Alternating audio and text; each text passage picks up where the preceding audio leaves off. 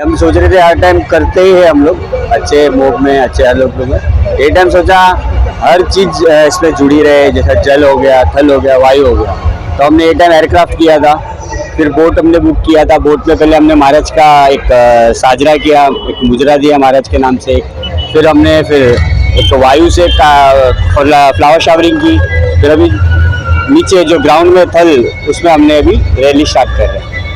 जो शिव जयंती का जो सूर्या रतुड़ी और उसकी जो नरसिंह फाउंडेशन जो टीम है, वो ये कार्यक्रम हर साल करते हैं। ये 2024 का जो आज कार्यक्रम हुआ है, वैसा जल, थल और नभ तीनों इसमें आज किया गया है। जल में आज सुबह गोरा पूरा बोट में हुआ था, तो बहुत सारे लोग उस बोट में पूरा शिव जयंती मनाए थे, उत्सव उसमें हुआ था।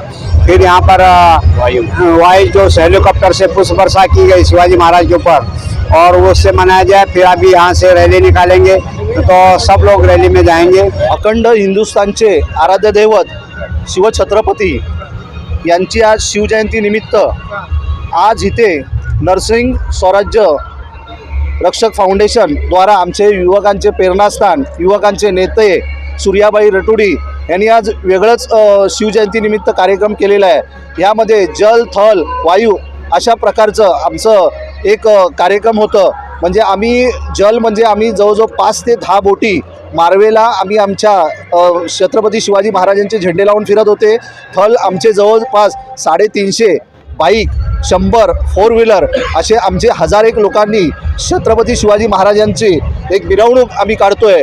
आणि वायू म्हणजे आज महाराष्ट्रामध्ये खरोखर एक युवा नेतृत्व सूर्याबाई रटुडी यांनी एक महाराष्ट्रामध्ये एक मेसेज पोचवला आहे की हेलिकॉप्टरद्वारा महाराजांवर एक पुष्पवृष्टी काढलेली आहे। हा अनोखा एक कार्यक्रम झालेला आहे। दरवर्षी आम्ही असेच एक कार्यक्रम करत असतो सूर्याबाईंच्या मार्फत।